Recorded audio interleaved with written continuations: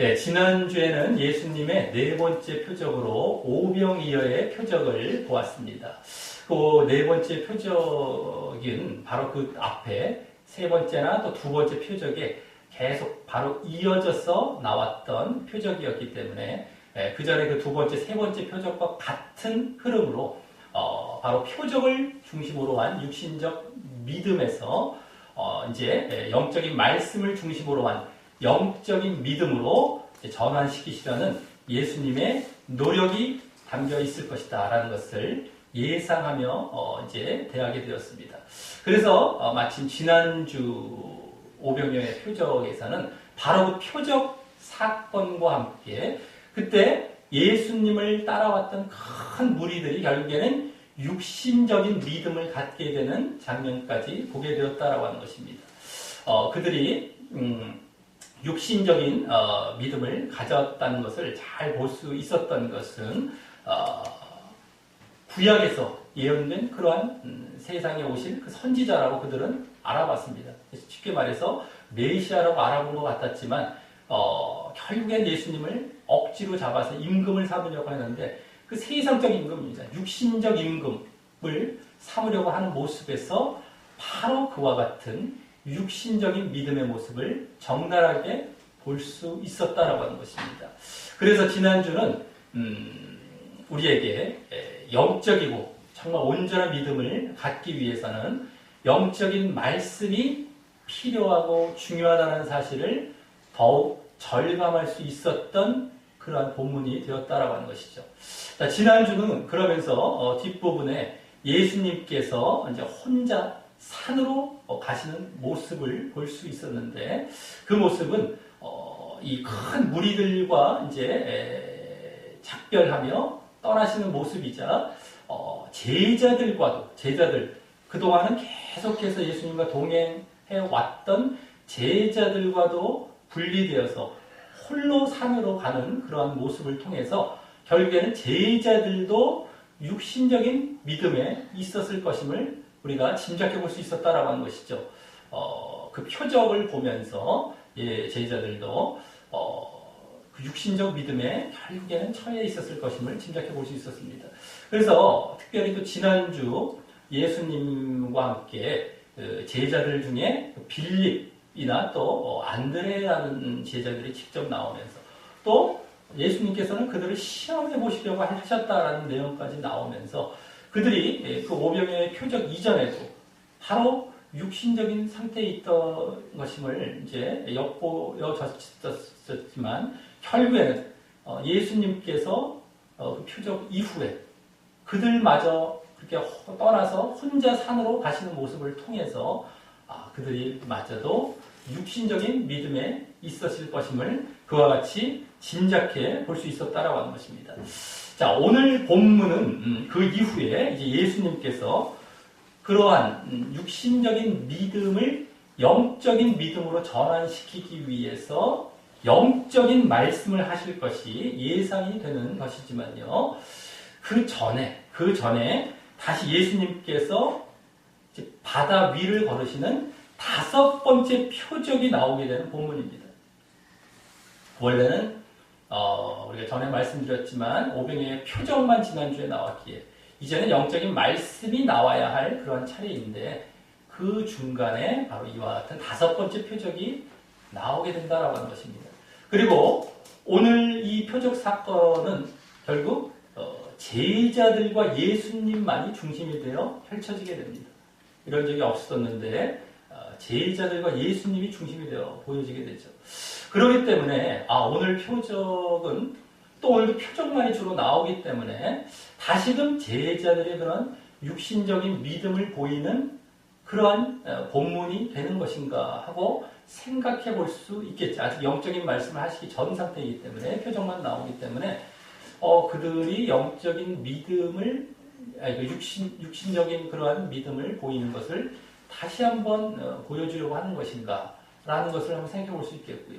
또 그러면서 이 제자들만 이와 같이 나오면서 또 지난주 표적에 이어서 또 다른 표적을 바로 이렇게 이어서 보이고 있는 것을 보면은 이것이 제자들을 향해서 또 다른 어떤 메시지를 주고 있을 것인도 한번 추측해 볼 수 있다라고 하는 것입니다. 자, 그래서 이제 오늘 본문을 짧지만 오늘 본문은 짧고 그냥 중간에 삽입되어 있는 그냥 스쳐 지나가는 본문처럼 보일 수도 있지만 이 가운데 과연 어떤 의미를 담아서 무엇을 보여주시고자 하셨던 것인지를 우리가 잘 생각해가고 발견해 가면서 이제 오늘 본문을 보며 교훈을 얻는 시간을 갖도록 하겠습니다.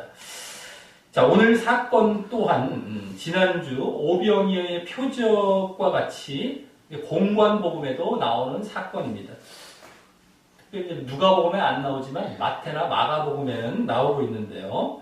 그 마태 마가복음에서도 오병이어의 표적과 바로 이어져서 지난주에 오병이어의 표적이 나오고 거기서도 나오고 그와 바로 이어져서 여기 요한복음에는 안 나오지만 지난주 말씀드렸듯이 예수님께서 여러 그 큰 무리들을 이제 보내시는 동안 제자들을 재촉하셔서 배 타고 바다 건너편으로 이제 가게 하신 이후에 기도하러 홀로 산으로 떠나가신 이후 벌어지게 되는 사건으로 나오게 되는데요. 그 공관복음에서도 여기서도 지난주 15절에 나왔듯이 혼자 산으로 떠나가신 이후에 예수님께서 혼자 산으로 떠나가신 이후에 오늘 사건이 벌어지게 되는 것도 똑같습니다. 자, 그래서 오늘 본문도 지난주처럼 공관복음도 이제 참고해 가면서 좀 더 전체적으로 그 장면을 생각해 보며 이제 볼까 하는데요. 그러면서 이 요한복음에서 강조하고 있는 것이 그런 흐름과 관련하여 무엇인지 생각해 가면서 볼까 하는 것입니다. 자, 먼저 지난주 15절 말미와 같이 예수님께서는 혼자 산으로 가셔서 다른 것이 아닌 바로 기도하시러 가셨던 것이었습니다. 기도하러. 그게 진짜 공관복음에 나오게 되죠. 기도하러. 여기서는 그냥 혼자 산으로 가셨다라고만 나오지만 그것이 바로 기도하러 가시는 것이었습니다. 이때 제자들이 배를 타고 간 앞서 그 건너편은요. 거기 보면 이제 나오진 않지만 제자들이 배를 타고 앞서 건너편으로 이제 가게 하셨다라고 이제 지난주 말씀드렸죠. 그 건너편은 바로 그 마가복음에는 지난주 오병이어의 표적이 있었던 벳세다로 나오고 있고요. 그러다가 또 맨 뒷부분엔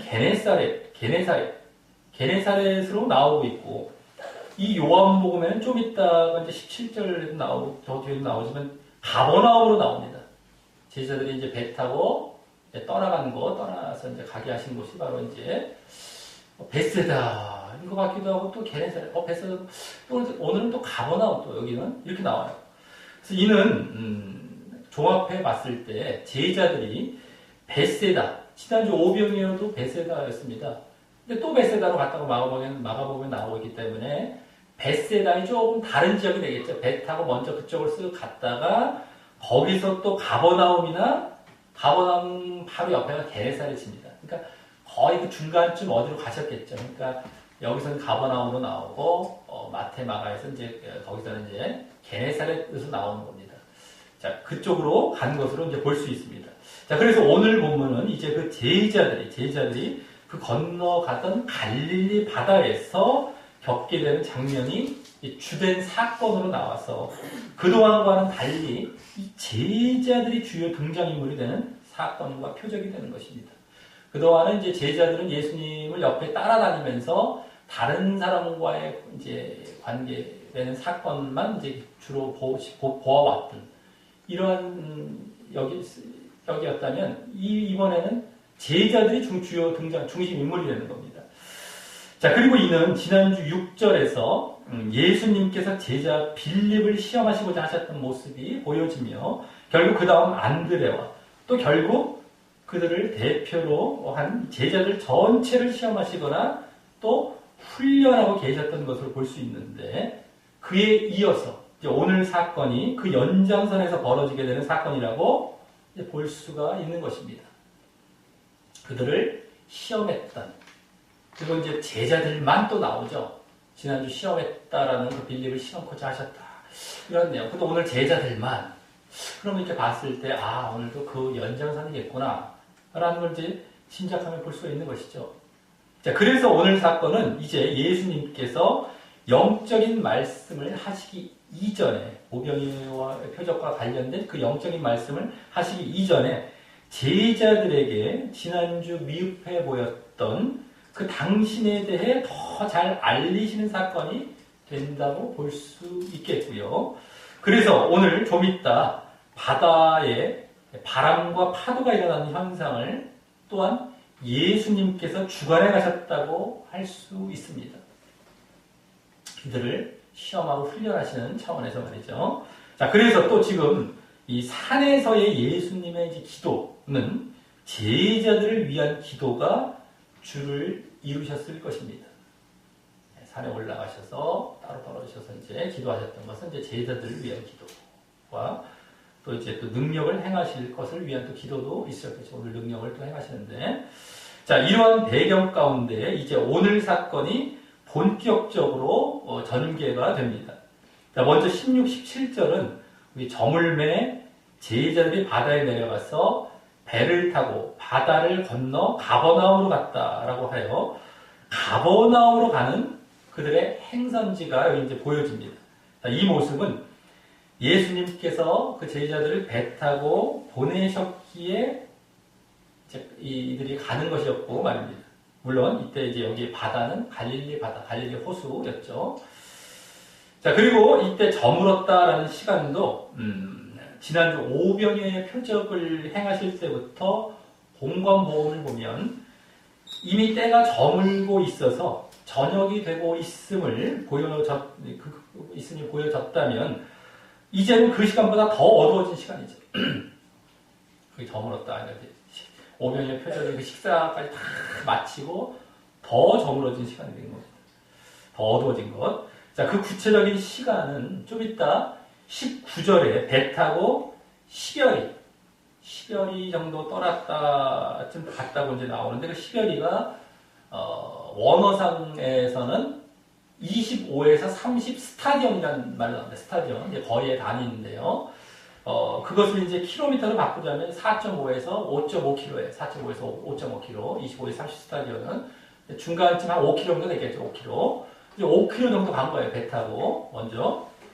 그래서 그때가 또 마태복음을 보면은 그게 간 시간이 밤 4경쯤이 나오네요. 밤 4경.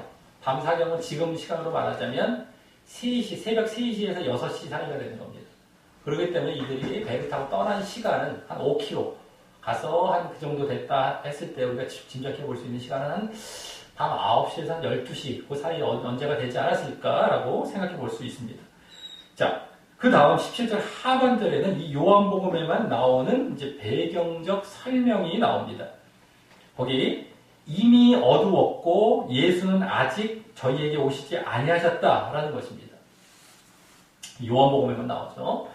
자, 이미 어두웠다라는 것은 앞서 저물었다라는 시간에 이어서 이제 완전한 어두움에 들어갔다는 것을 보여주면서 또 이 순간을 예수님께서 의도하셔서 그렇게 아까 배를 태워 저문 시간에 배를 태워 보낸 듯한 인상을 줍니다. 이 말을 잘 보시면, 자, 그래서 여기 그 다음 예수님께서 아직 그들에게 오시지 않았다라는 말은 사실 그 어둠의 순간이 예수님께서 그들에게 오셔야 하는 시점임을 알게 합니다. 어둠의 이런 순간이 그들에게 오셔야 하는 순간, 시점. 자, 그 말이 아까 예수님께서 아직 그들에게 오시지 않았다라는 말이 혹 예수님께서 처음부터 같이 배를 타고 가지 않으셨다라는 말을 하고 있는 것이 아닌 것인데요. 그것은 아까 앞서 배를 타고 가고 있다고 했기 때문입니다. 이미 배를 타고 떠났어요. 그 상태에서 아직 오지 않으셨다 예수님께서 이 말씀을 하고 있는 겁니다. 잘 보셔야 됩니다. 우리가 슬쩍슬쩍 보면 몰라요. 그리고 예수님 안 오셨는데 제자들만 배 타고 떠났다는 건가? 이런 거 쓱 넘어가기 쉬워요. 이런 얘기가 아니라는 거예요. 이미 배를 타고 떠나고 어두워졌는데 예수님이 아직 안 오셨대. 이게 무슨 말인가 갑자기 이게. 당연히 뭐 안 오시는 건 뭐 당연한 건데 배를 안 타고 떠났으면은 아직 오지 않으셨대요. 배 타고 떠난 상태에서. 그렇죠? 자, 그래서 이는 지금 이 사건이 이미 어느 정도 알려진 상태에서 그 어두움 가운데 예수님께서 그들에게 와야 함을 이미 알고 쓰고 있음을 알게 하는 것입니다. 그리고 그것은 이 요한복음에서는 이 사건을 통해 공관복음과는 또 다른 메시지를 주고자 기록하고 있음을 암시받게 되는 것입니다. 이미 공관복음에서 이 사건이 얼마나 유명했겠습니까? 지금도 안 믿는 사람도 예수님이 무리를 걸었다는 건 웬만하면 다 알아요. 무리를 걸으신 건 예수님 걸으셨다는 건 다 압니다. 그럴 정도인데 이 당시 또 얼마나 유명했겠습니까? 그러니까 이게 쓰여진 당시나 마태복음, 마가 다 몇십 년 후에 쓰여졌는데 그 이후에 또 몇십 년 후에 요한복음이 쓰여졌으니 이 사실은 너무 잘 알고 있는 데다가 그 어두움 가운데 예수님께서 그들에게 와야 함을 전제해서 쓰고 있고요. 그래서 또 그 공관복음과는 또 다른 메시지를 주려고 기록하고 있다는 거예요. 자, 그리고 이 요한복음에서의 강조점은 바로 그 말, 지금 여기서 하고 있었던 그 말, 바로 예수님께서 그들에게 오심에 초점을 두고 있음을 이제 보게 되는 겁니다. 이제 배 타고 떠난 가운데 예수님께서 오셔야 되는 이거를, 물론 이적이 여기 담겨 있겠지만 그 오셔야 함에 대한 지금 이것을 초점을 두며 이 말을 여기 기록하고 있다는 것을 이제 보게 되는 거죠. 자, 이미 이 사건을 알고 특별히 그 사실, 예수님께서 그들에게 오실 그 사실에 대해 여기 별도로 집중하여 말하고 있기 때문입니다. 자, 그리고 지금 이 어두웠다, 이제 어두움의 상황도 예수님께서 그러한 그 어두워진 밤을 의도하셔서 이 저녁에 보내신 인상을 아까 저물 때 이렇게 보내셨던 그런 인상을 주기 때문에 특별히 그러한 어두움의 때에 예수님께서 그들에게 오실 필요가 있음을 그들에게 함께 느끼도록 그렇게 의도하셨다고 할 수 있는 것입니다. 이 제자들에게 어두움의 때에 예수님께서 이제 오실 필요가 있는, 예수님께서 그들에게 오실 필요가 있는 것을 제자들에게도 함께 느끼게 의도하시다는 것이죠. 어두움과 여기 지금 예수님께서 오셔야 한다. 이것이 지금 다 초점을 맞춰 기록이 되고 있는 걸 보면 제자들도 앞으로 이제 그리로 가겠죠. 점점 이제 그리로 가는 겁니다. 자, 그래서 그 어두움의 상황에다가 사실 더 본격적인 상황은요. 어두움의 상황뿐만 아니라 더 본격적인 상황은 그 다음 18절에 보여지는 상황입니다. 그래서 18절 맨 앞에는 원어상 글이 자주 보이지 않는 자주 쓰여지지 않는 접속사인데 바로 역시라는 접속사가 생략이 되어서 앞서 17절 하반절의 상황에 이 상황까지 설상가상으로 덧붙여진 의미로 말하고 있는 것입니다. 어두움에다가 이게 더 덧붙여진 거예요. 역시 이것까지. 이 접속사가 빠진 게 너무 안타까워요. 이 성경을 좀 지적을 잘 해갖고 접속사를 다 집어넣었으면 더 그 의미를 분명하게 알 수 있었을 텐데 왜 이렇게 접속사를 다 빼놨는지 모르겠어요. 영어 성경에는 그래도 거의 꽤 많이 들어가 있습니다. 한글은 너무 안 들어가 있어요. 어쨌든 간에 역시 이거예요. 지금 어둠이 지금 보통 상황이 아닙니다. 아까 어둠이라는 것이 잘 봐야 됩니다. 우리가 말씀을 볼 때 어둠. 근데 역시 거기다가 이거 플러스가 되는 거죠. 설상가상이 되는 거예요. 자, 그 상황은 바로 뭡니까? 거기 18절에 큰 바람이 불어 파도가 일어났다라는 상황입니다. 자, 이 말은 원어상 우리말로 볼 때도 어감보다 더 심각한 상황임을 보여줍니다. 언어로 볼 때. 여기 불어라는 말, 큰 바람이 불어할 때 불어라는 말이 원래 거칠게 숨쉬다라는 말이라서 바람이 아주 거세고 세차게 불어왔음을 보여주기 때문이고요.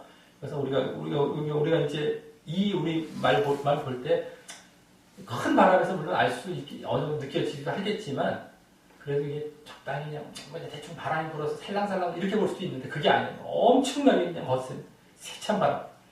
또 여기 파도라는 말도요. 파도라는 말도 원래 바다입니다. 바다라는 말이에요. 그냥 영어로 시. 파도가 이제 파도라는 말이 아니라 원래 그냥 바다입니다. 바다라는 말이라서 바다 전체가 움직인 것이에요. 바다 전체가 막 그냥 일어났다는 거예요. 그래서 더 광범위한 현상, 막 그냥 난리가 나요.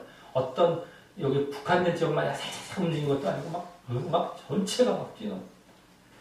그리고 이제 여기 일어났다라는 말도 원어상 완전히 깼다, 잠을 깨웠다는 거예요. 분기했다, 잠을 깨웠다. 원래 원어상 말이 그겁니다. 그래서 파도가 작정하고 아주 넘실거렸다. 잠에서 깨어난 것처럼 막 그것을 보여주기 때문입니다.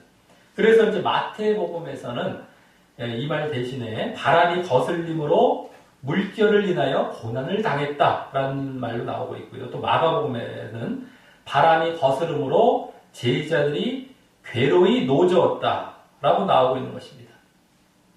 아까는 물결을 인하여 고난을 당했다. 고난. 이제 괴로이 노를 저었다. 마찬가지겠죠. 고난과 막 괴로움과 노를 막 저었고 그걸 어떻게 해서든지 막 수습해 보려고 막 물결로 인하여서 이런 거죠.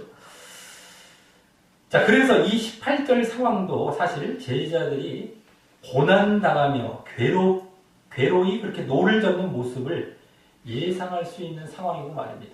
이 안에 다 담겨 있는 것이죠. 사실 여기서는 그런 모습은 상이하게 되어 있지만은 그냥 고난과 괴로움을 당하고 그 상황이에요. 뭐 노를 젓는 것도 물론 거기에 뭐 플러스가 될 수도 있겠지만 어쨌든 막 괴로움과 고난 이 상황입니다.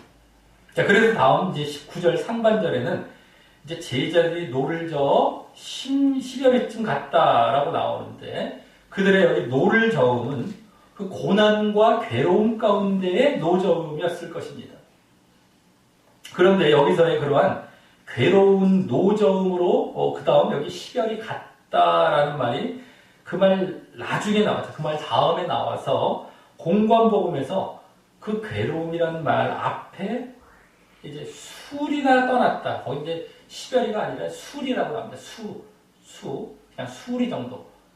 술이나 떠났다라는 말이 나오는 것보다 얼마큼의 그 고난과 괴로움을 겪었을지 더 알게 하는 것입니다. 10여리 동안 계속 괴로움을 겪은 거예요. 이게 공관복음은 수리를 먼저 떠난 다음에 이 파도를 만든 시점을 얘기하는 거죠. 수리를 떠났다. 그 다음에 이 괴로움의 내용이 나와서 그때 이제 파도를 맞은 이러한 것이 나왔다면 그 이후에도 여기서는 그 이후에도 10여리를 더 고생하며 가는 것이죠. 이것을 보여주기 때문이죠. 계속 10여리 5km 정도 아까 된다고 그랬죠. 5km를 계속해서 막 풍랑을 맞아가며 막 괴로운 상태로 고난을 받아가며 지금 가고 있었던 중인 겁니다. 계속해서. 그러니까 떠난 지 물론 얼마 안 됐을 때 이게 온 거죠. 술이라는 것이 얼마 안 됐을 때에 닥쳐온 것이지만 어쨌든 그 이후로는 얼마큼 그냥 계속해서 고난을 받고 가고 있었던 겁니다. 자, 이런 고난과 더 나아가서 지금 죽음에 바로 놓여 있는 겁니다. 죽음에 처한 상황이에요, 지금. 자신들이 죽게 된 상황입니다. 그런 죽음에 처한 상황 가운데 그들은 예수님의 함께 하심과 구원을 얼마나 절실하게 필요로 하는 상황이 되었겠습니까? 앞서 그 어두움의 상황보다 말이죠. 더욱이죠. 아까 어두움에다가 여기 역시 파도와 바람과 파도입니다. 이게 플러스가 됐어요. 그러니까 아까도 예수님께서 오시지 않았다, 어두움 때. 근데 이때는 더 지금 예수님께서 오셔야 하는 상황이 됐던 겁니다. 이들이 그것을 또 느끼고 있는 그러한 상태라는 것을 여기서 다 보여주는 것이 아까 그 말씀.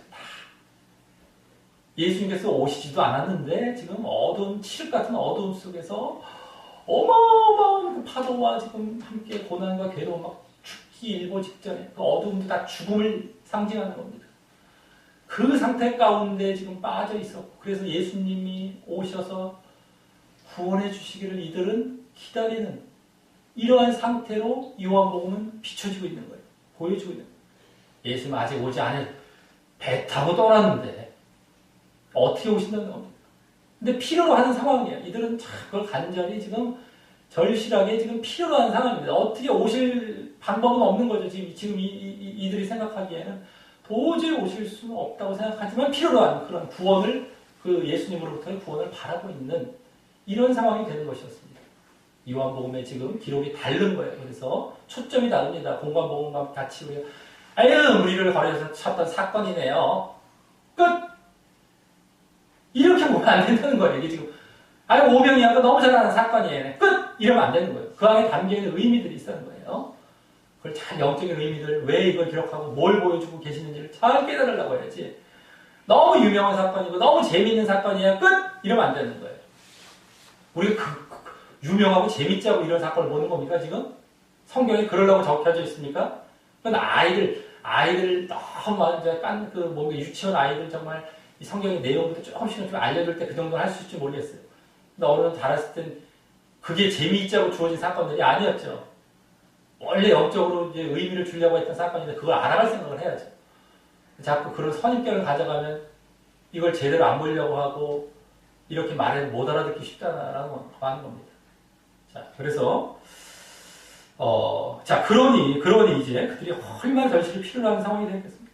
그러니 앞서 이제 17절 하반절부터 여기 이제 19절 상반절까지의 상황을 쭉 보았을 때 예수님께서 앞서의 그 어둠의 시간뿐만 아니라 더 본격적으로 이제 이 거센 바람과 파도의 순간도 의도하셔서 역사하고 계셨던 것이었고요.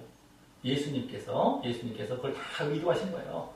저물 때 떠나보내신 것. 그래서 어둠 의도하셨고요.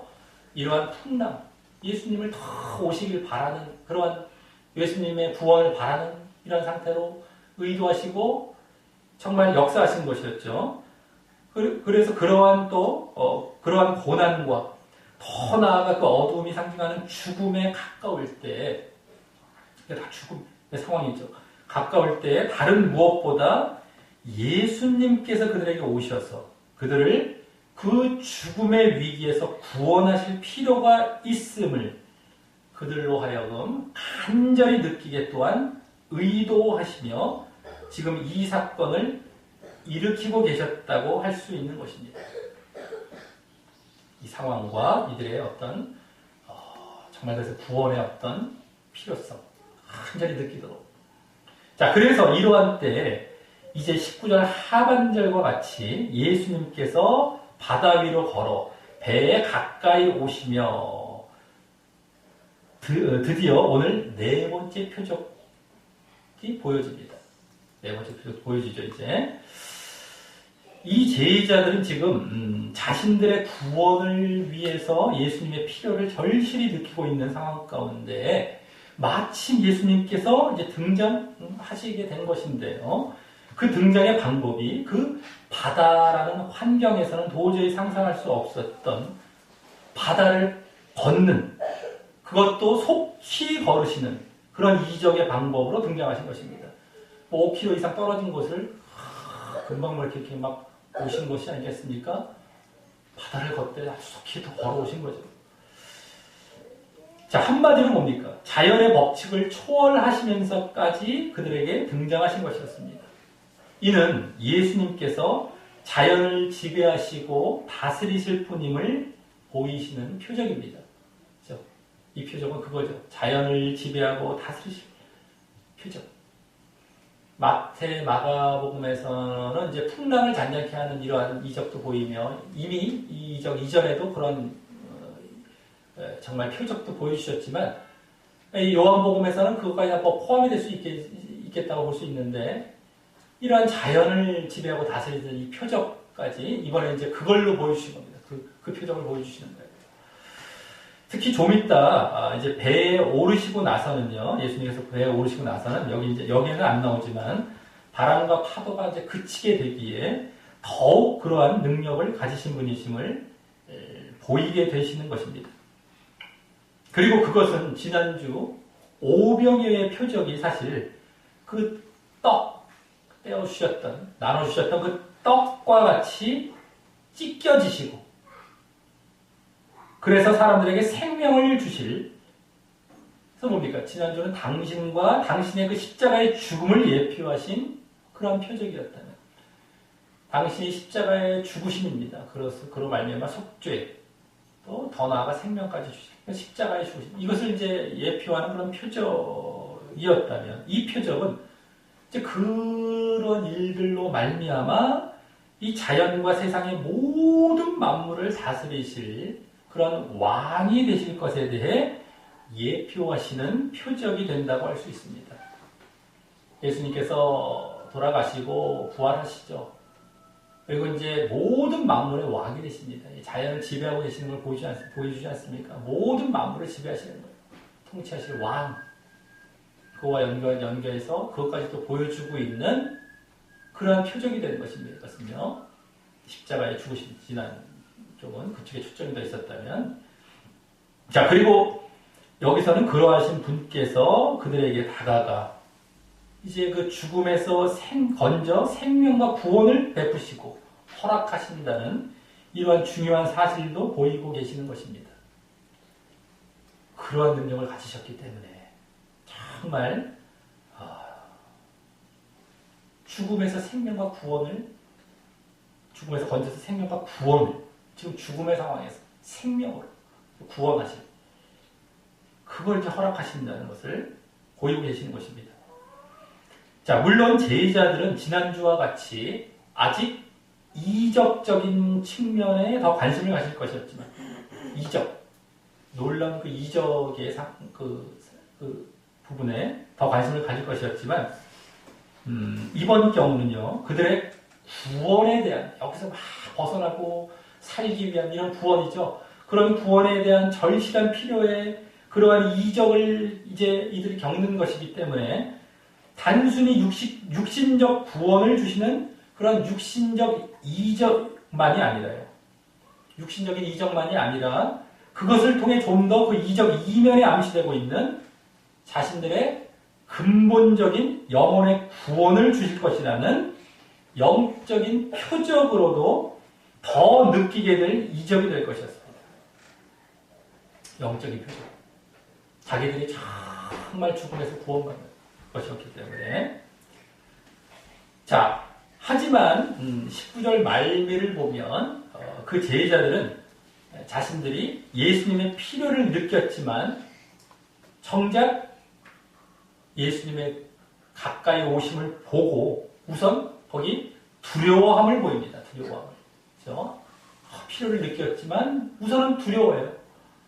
이 두려워함은 원어상 경악하고 놀라면서 두려워하는 모습으로서 이것도 우리말 성경에 좀 약합니다. 경악하고 막 깜짝 놀라고 막 두려워 이런 두려움이에요. 막 깜짝 놀라면서 막 얼굴 떠는 막 두려움이죠. 자, 그래서 공간 복음에는 이 말을 좀 더 자세히 유령인 줄 알고 소리까지 지르면 무서워하는 모습으로 나옵니다. 막 이러면서 막 유령인 줄 알고 막 소리까지 지르면서. 하지만 여기서는 그 장면을 암시만 하던가 빼버림으로 말미암아 유령처럼 보이고 막 그래서 이들이 막 소리 지르면서 이렇게 두려워하는 그 장면 뺐어요. 그냥 두려워한다는 정도만 나왔죠. 그래서 예수님께 대해 거부하는 모습을 취소하고 있고, 막 그건 예수님을 좀 막 멀리하고 막 거부하고 이런 느낌이 들지 않습니까? 유령으로 보고 이러면서. 근데 그러한 모습을 취소하고 오히려 이들이 예수님을 기다리고 있었은 쪽에 더 비중을 두며 느끼게 하고 있는 분위기인 것입니다. 여기서는 그걸 싹 빼놨어요. 그 사실 바다 위를 사람이 걸어갔다는 것은 그래서 그 마태바가에 그것을 유령처럼 봤다는 거 이거 놀라운 일입니다. 근데 그걸 확 빼고 축소시켜놨어요. 두려워했다. 물론 이 사건을 이제 어느 정도 알던 사람은 어느 정도 알겠지만 그걸 확 채소시키면서 아까 아직 오시지 않았더라. 이런 오심, 예수님의 오심에 더 초점을 두는 것이죠. 이걸 자꾸 유령처럼 하면 예수는 거부하고 막 이렇게 느낄 수 있기 때문에 좀 이따 또 보여줍니다. 그래서 우리 비교하면서 볼 때 이 요한복음만의 또 의도가 점점 더 보여지게 되는 것이죠. 자, 이러한 때에 다음 예수님께서는 20절과 같이 그 다음 20절과 같이 내니 두려워 말라라고 하십니다. 자, 이는 공관복음에서도 앞서 그런 두려워하는 놀람에 이어서 그대로 나오고 있는 모습으로서요.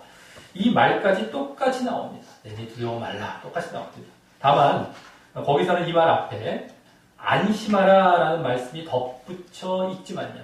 안심하라, 내니 두려워 말라. 이렇게 나오죠. 안심하라. 하지만 그 말은, 그 안심하라는 말은 원어상 더 정확히 용기를 가져라 이거예요. 용기를 가져라 라고 격려하시는 말씀으로써 앞서 그들의 두려움이 거기에서는 여기보다 더 크게 아까 표현된 만큼, 그죠? 막 유령까지 막 유령으로 보는 것처럼 막 더 크게 표현된 만큼 그것을 안심시키는 말씀이 그 안심하라는 말씀, 용기를 주면서 격려하면서 그런 말씀이 되는 것이었는데요. 여기서는 또 그 말씀도 생략을 함으로써 여기서 생략했어요. 그래서 그들의 그 두려움의 크기도 거기보다 그리 크지 않은 느낌을 주며, 그죠? 안심하라는 했으면 뭔가 컸기 때문에 안심하라는 얘기가 나오는 건데, 이 두려워서 거부하는 느낌을 최소화시키는 겁니다. 그렇기 때문에 안심하라는 말을 빼놓은 거예요.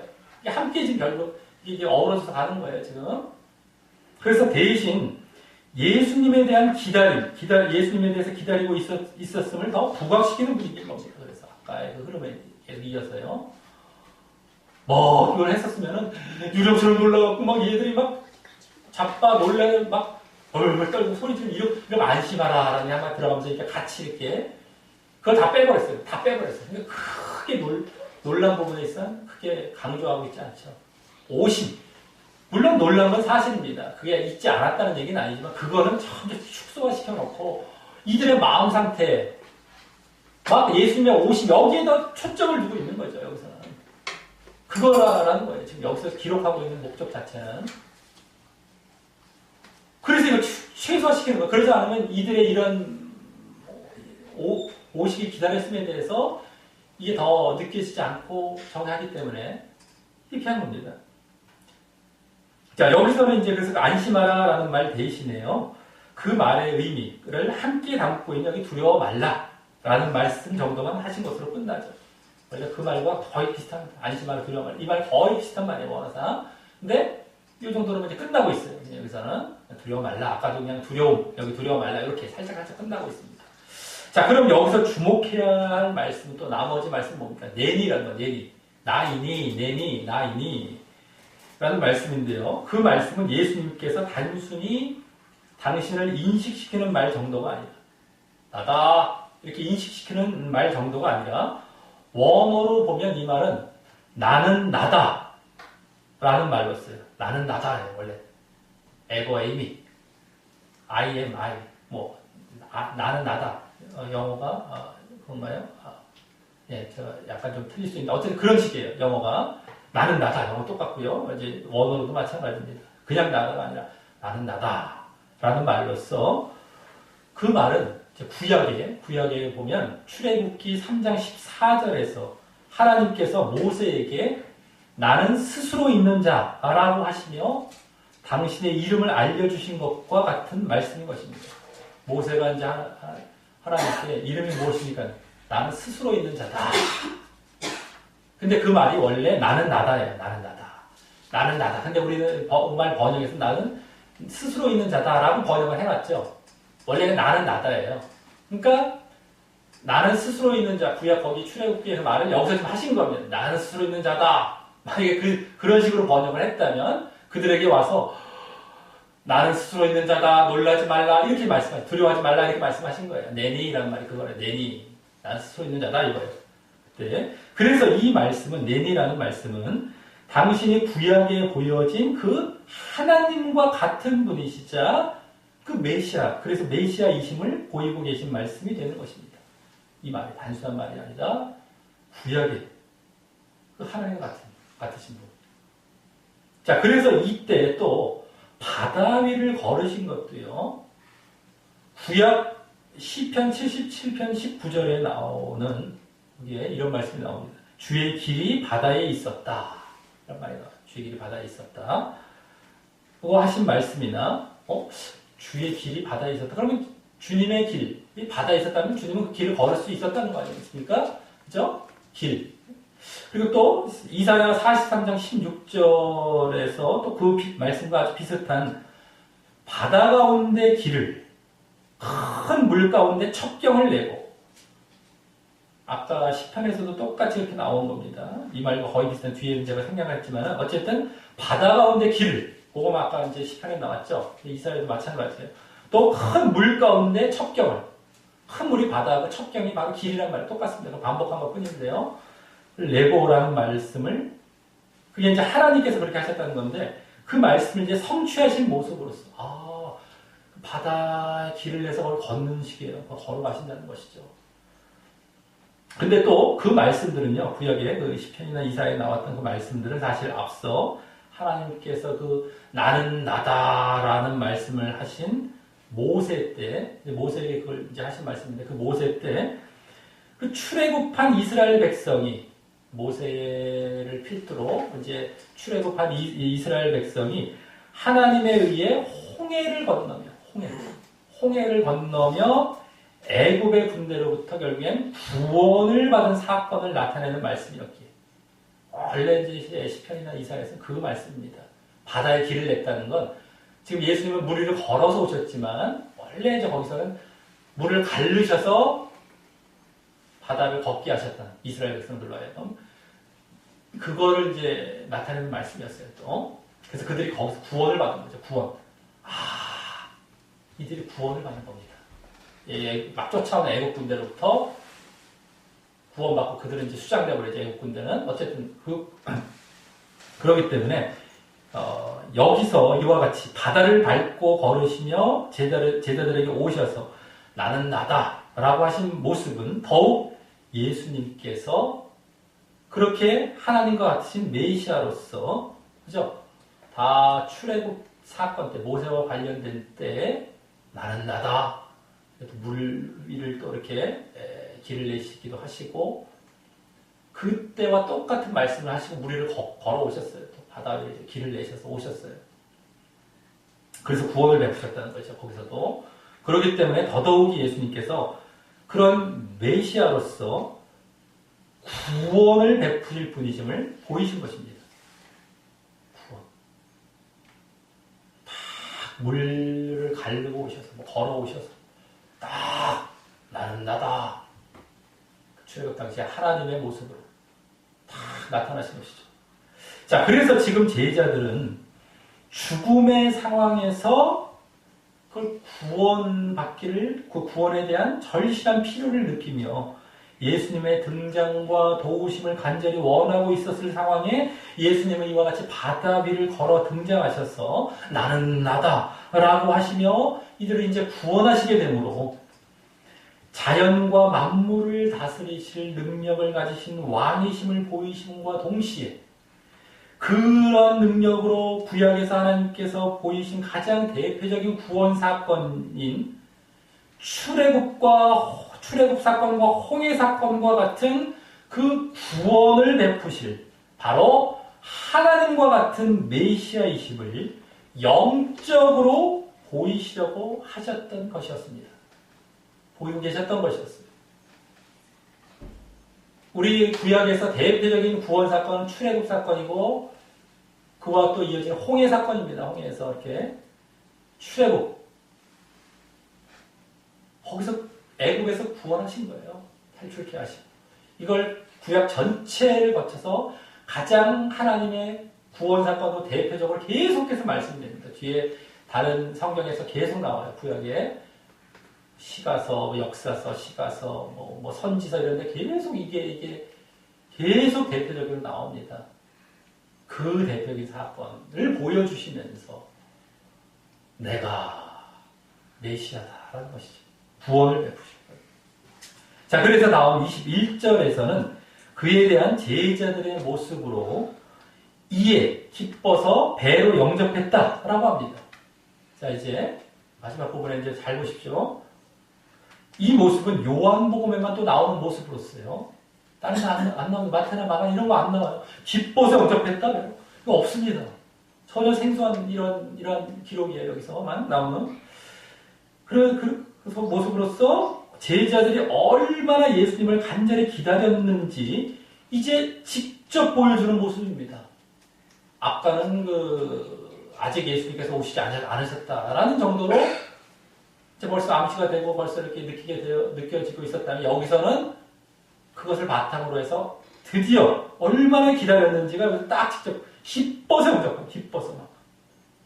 아까 이제 두려워하고 이런 걸 다 이제 오히려 저걸 좀 축소시켜 놓고 말이죠. 그래서 이제 여기서도요, 이 말만 보면은,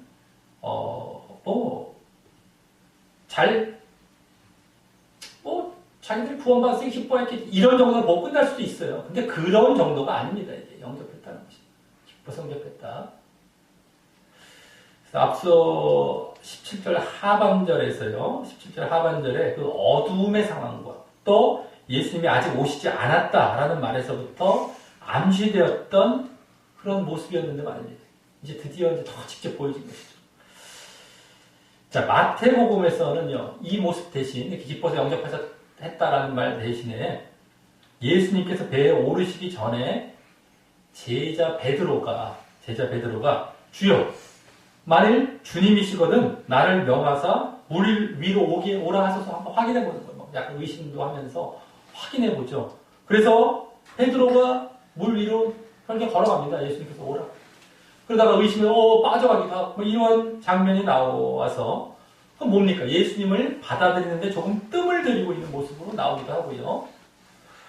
또 마가복음에서는 예수님께서 배에 오르시자 바람이 그치는 현상을 보고서 막 심히 놀라요. 막 제자들이 심히 놀라는 장면으로 이제 나오고 있어서 예수님을 생소하게 느끼는 모습으로 비춰지고 있다는 말입니다. 아직도 막 생소한 거. 이런 정도로만 이렇게 기록하고 있다면 여기서는 이들의 심리 상태죠, 심리 상태. 물론 이제 그런 모습도 다 보여진 거예요. 베드로의 그런 사건들. 와서 또 바다, 파도가 딱 그쳤을 때, 이들이 막, 놀라고 이러한 모습들도 다 원래 있었던 것이지만 그 내면에 담겨있는, 그러면서 내면에 담겨있는 그 심리 있죠, 심정. 이게 그대로 이제 느껴지는 것이죠. 얼마나 기뻐 맞이하면서도 놀라고 있었던 것이고요. 근데 어쨌든 이런 겁니다. 이거에 초점이 있었던 겁니다. 요한복음엔. 자, 여기서는 바람이 그쳤다라는 사실조차 언급하지 않을 정도. 예수님께 배에 올랐을 때 바람이 그쳤다. 이건 또 언급하지 않을 정도로 예수님을 기뻐 영접함에 초점을 두고 있는 것이고요. 원래 바람이 그친 것이 얼마나 놀라운 이적입니까? 그렇죠? 물 위를 걷는 것도 마찬가지지만, 근데 그것마저 다 생략했어요. 기뻐 영접하면 오히려 기록하고 있습니다. 그거 대신에. 잘 봐야 되죠. 그게 놀라운 이적이고 표적인데, 그 놀라운 건 생략을 해놨어요. 그게 관심사인데, 어떻게 보면. 그러면서 이제 단지 그 다음에 보면 뭡니까? 배는 곧 저희의 가려던 땅에 이르렀다. 라고만 했어요. 그 뒤에 맨 마지막에 배는 곧 저희의 가려던 땅에 이르렀다라고만 해서 그 바람의 그침도 뭐 당연히 그 안에 내포되어 있고요. 그죠? 그러니까 이제 곧 이른 거죠. 곧 가려던 땅에 금방 이른 거죠. 막 바람 때문에 막 이러다가 또 그 결과로서 그래서 그들의 행선지에 이렇게 순조롭게 그것도 즉시 도착한 사실만 부각시켜서 예수님과 함께 했더니 그 고난과 죽음의 상황을 벗어났음을 그 앞서 그 영접한, 제자들이 그 영접한 모습과 함께 보이고 있는 것입니다. 어디에 초점을 두고 있는 거예요. 예수님이 오심을 기다렸을 때 예수님을 함께 했더니만, 결국에는 순조롭게 그 고난과 죽음의 상황을 벗어났다. 생선지에 다 이르렀다. 이거죠. 공관복음에서는 이제 건너가 게네사렛 땅에 이르렀다. 아까 가버나움 대신에 게네사렛 땅에 이르렀다. 라는 말 정도에 그치고 있는 것과는 좀 다르게 말합니다. 그 행선지. 이들이 하려는 그 목적지. 거기에 이제 구원이 이제 구원을 받게 되는 거죠. 그것을 예표하는 행선지, 목적지가 자체가. 자, 그래서 이 21절은요, 사실 오늘 이 앞부분, 그 앞부분의 내용들을 함축해서요, 제자들의 간절한 기다림과 함께 또 예수님의 구원을 모두 보여주고 있다고 할 수 있습니다. 영접했다. 예수님 얼마나 이들이 기다렸다는 것. 그죠? 예수님의 오심을. 이런 것도 그대로 더 직접 보여주고, 구원받았잖아요. 순조롭게 이제 거기 도착하고. 구원. 이런 게 전체, 오늘 전체 초점이 되는 것이 다 담겨서 맨 마지막 절에 보여지고 있다라고 할 수 있는 것입니다. 자, 이로써 오늘 말씀은 지난주 오병이어의 표적 이후에 예수님의 이젠 영적인 말씀이 기대되는 그 중간에 벌어진 사건이자 이 요한복음에서 예수님의 5번째 표적을 보여주고 있던 말씀으로서 그러기에 지난주와 같이 제자들이 그 표적을 보고 또 육신적 믿음의 단계에 계속 더욱 머물 것인지 아니면 오늘은 그동안과 달리 제자들을 대상으로 한 그러한 표적이기 때문에 지난주에 이어 또 다른 시험과 훈련의 차원일 것인지 궁금했던 표적이었습니다. 지난주에 그들이 육신적인 믿음을 보이는 모습도 나왔고요. 또 제자들이 훈련받는 모습도 나왔어요. 그 시험받는 것. 근데 그 둘 중에 과연 어디로 갈지 궁금했었던 것이었죠. 그 결과는 후자였습니다. 후자로서 그러므로 예수님께서 제자들에게 그들을 시험하고 훈련하는 차원이었던 것이죠. 그래서 제자들에게 어두움과 함께 이 고난과 괴로움의 상황을 맞게 하셔서 제자들이 그 죽음과 고난과 같은 상황으로부터 구원받기 위해 예수님의 오심을 기다리는 모습이 되시길 유도하셨고요. 이후 예수님께서는 바다 위를 걸어 그들에게 나는 나다 임을 알리며 오셔서 그들을 구원하심으로 그들에게 예수님이 자연의 만물을 다스리실 능력을 가지신 왕이시자 그 능력으로 구약 출애굽 때 홍해 사건과 같은 그런 대표적인 구원을 베푸실 그런 메시아이심을 영적으로 알리고 계신 사건임을 볼 수 있었던 것이었습니다. 그래서 사실 오늘 예수님께서 제자들로 하여금 어두움과 또 괴로움의 상황을 겪게 하신 것은 그들에게 예수님이 없을 때 바로 그와 같이 죽음과 고통의 상황이 된다는 사실을 알고 계셨던 것이었고 예수님이 뭔가 늘 함께 하셨어요. 근데 떨어졌더니만 이런 죽음과 고통의 상황이 옵니다. 죽음과 고통의 상황은 뭡니까? 지옥이에요, 지옥. 사실은요. 우리가 죽음, 사망은 이제 멸망, 그리고 거기서 고통을 받죠. 지옥입니다. 사실은요. 예수님이 있지 않을 때는 이제 지옥 가는 거죠. 그것은 이제 오히려까지도 더 나아가서 이제 그거를 또 보여주는 그러한 모습이 되는 것이었군요. 또 그 가운데 이 요한복음에서는 예수님이 오셔야 함을 부각시켰습니다. 그러한 가운데. 그러기 때문에 예수님이 오셔야 함을 이제 부각시켰습니다. 제자들을 중심으로 해서. 또 그때 예수님의 등장과 구원을 보임으로 그들이 간절히 좀 원하고 있고 기대하고 있을 때 마침 또 예수님의 오심을 등장과 구원을 그렇게 보임으로 예수님께서는 유일하게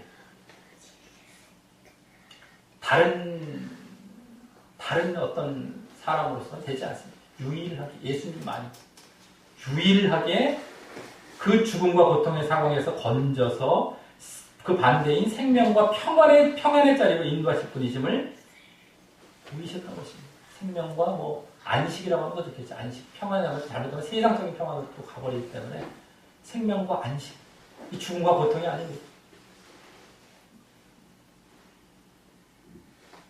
자, 그래서 유일하게입니다. 유일하게. 이들에게 예수님을 기다리고 죽음과 고통 그걸 해결하실 분은 예수님이시다. 이것도 보여주고 계신 것이고 그래서 예수님이 오셨더니 이제 살았어요. 그리고 순조롭게 아주 평안하고 안식을 누리는 그 목적지에 다다른 것이죠. 이걸 보이고 있었던 것이었습니다. 그래서 오늘 표적도 예수님께서 그러한 생명이라는 영적인 구원을 주실 영적인 메시아이심을 보이고 있는 바로 영적인 표적이었던 것입니다. 죽음과 고통, 지옥과 같은 데서 예수님만이 유일하게 생명과 평, 천국 구원을 주실 이러한 분이시다라는 영적인 표적이 있어요. 영적인 표적. 어떤 것이든 간에 예수님이 무슨 육신적인 표적을 보이지 않습니다. 지난주 십자가였어요. 십자가에서 더 간단하게 말씀드리자면 다 영적인 표적이에요. 그전에도 다 그랬고요. 다 단 하나라도 육신적인 표적이 없습니다. 사람들이 육신적인 거면 이적에만 초점을 맞춰서 이거 해결해 주시옵소서, 이거 문제 해결해 주시옵소서, 나 이것 때문에 야 이거 울고 막 예수님을 찾는 이런 것 때문에 예수님이 오신 것이 아니었다는 거예요. 너희를 구원하기 위해서 왔다. 너희 죄를 속죄하고 앞으로 죄 짓지 말고 살아라. 그러니까. 나를 믿느냐? 나 죄 사시는 거 알아요. 아니, 뭐, 이런 정도가 아니라요. 그것이 전부라는 거예요, 전부. 그것도 아는데 이것도가 아닌데, 이게 없어요. 이게 있으면 안 돼. 이게 제 차례 잘 모르게 돼요. 이게. 이쪽 애만 초점을 맞춰야 돼. 그리고 그래서 당신들은 내가 그런 구원을 이룰 자고, 그렇기 때문에 나를 쫓아서, 나를 믿는 자로서, 내가 원하는, 나를 따르는 삶을 살아가라. 죄 짓지 않고, 거룩과 사랑과, 이거에 전체 초점을 맞춰서 살아가는 것이 우리의 삶이어야 되는 것이에요. 근데 그런 것이 아니고 육신적이다 어때요? 이건 알아요 하고 육신적을 구했어요. 그럼 맨날 살아가는 게 예수 이거 주옵소서 매일 육신 달라고. 그건 내려놓고 그건 제쳐놓고 너희들 정말 구원을 받을 만한 삶을 살고 있느냐? 이거에 초점을 맞추는 것이 이러한 표적도 제대로 볼 때 혈관 이루어지는 것이거든요. 자꾸 육신적으로만 보고 이 당시 사람들도 그랬지만 지금도 그렇습니다.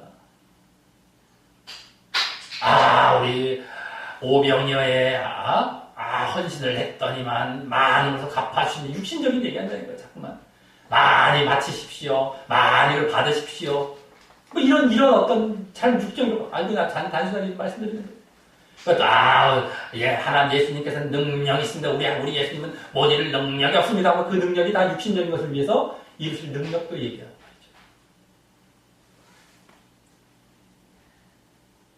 그런 게 아니란 말이에요.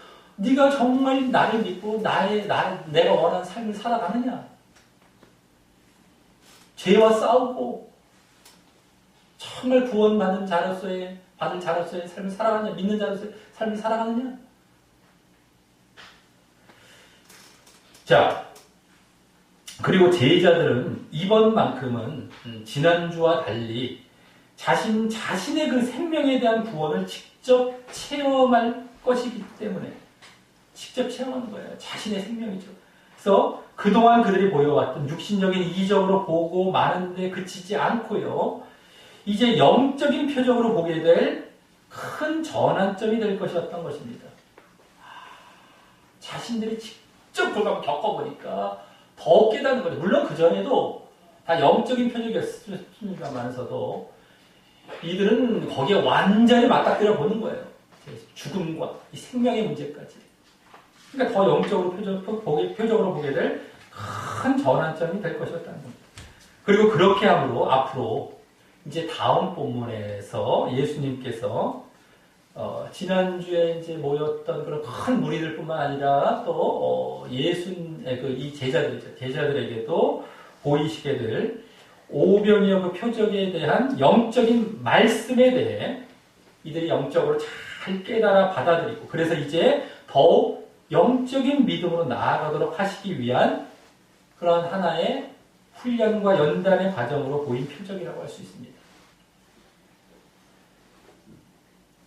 아직까지 이들이 이적에 또 있을지 모르지만 이제는 영적인 말씀을 앞두고 이러한 더 근접한 체험을 함으로 영적인 말씀을 더 잘 받아들이고 그래서 영적인 믿음을 더 나아가도록 하시기 위한 그런 표적이 되는 것이었다는 것이죠. 다만 제자들만 이런 연단의 과정을 허락하신 것은 지금 예수님께서 그들과 동행하며 그들을 가르치고 계셨기 때문이고요. 계속해서 그죠? 저 안에 처음 제자를 부르시고 함께 하실 때부터 그리고 나중에 또 제자들 중에서도요. 그 영적인 말씀을 받아들이지 못하고 떠나게 될 것을 보게 될 때 나중에 나옵니다. 6장 말미에 그러니까 이런 체험도 하고 영적인 말씀도 들었는데도 예수님을 떠나요. 그걸 보게 될 때 이런 과정이 있다고 꼭 영적인 믿음을 갖는 것이 아니고 그러기에 또한 나중에 누구에게나 이런 과정을 겪게 하실 것이라고 볼 수 있는 것입니다. 이러한 체험들을 우리가 살아가면서 또 겪게 되는 거예요. 하지만 그것이 또 전체 우리가 꼭 영적인 믿음을 갖는 정말 완전한 어떤 기회가 되는 건 아닙니다. 자기가 어떻게 반응하는 것은 남겨져 있죠. 하지만 그러기 때문에 이들만의 표적이 아니에요. 이들만에게만 보여주신 표적이 아니라 다른 사람들에게도 이제 이 정도는 아닐지라도 비슷한 표적을 우리에게 이제 보이실 것이다 라고 하는 것이죠. 각자의.